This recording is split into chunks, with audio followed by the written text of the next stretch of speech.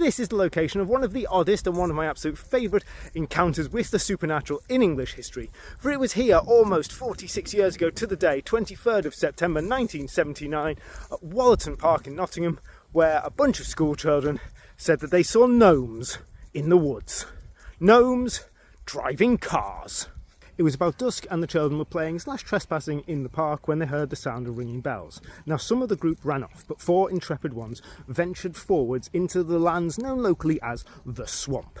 And it was there where their eyes first alighted on, well, what I've already spoiled, the gnomes. Gnomes that looked pretty much as you'd expect. They were small, they had hats with little bobbly bits on the end of them, big white beards with red tips, that were yellow and blue clothing patchwork that they were wearing, but most notably all, the whole scene was lit up by their strange cars. Now, at first they seemed friendly, but when the gnomes got in their cars, they started to pursue the children.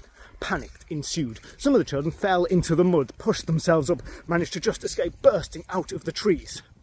There they met up with the others who had fled earlier, and they set off across the park, across these kind of wide open areas of the park that there are. And after that, hijinks ensued, the gnomes in cars pursuing the children all around the park until they eventually fled out into the streets where the gnomes didn't follow them.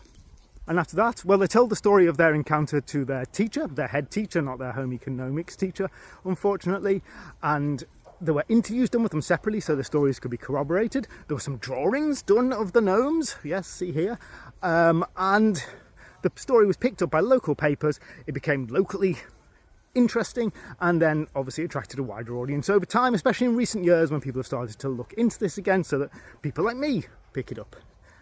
And clearly there's a question of, well, did this really happen? Are there gnomes out here in the parks being ferocious in their little cars? And I'm in the business of storytelling, so to me, it doesn't really matter. It makes a great story. But I am here almost on the anniversary. I missed it by a day. I'm looking around, and if I spot any gnomes and I survive, you will be the first to know.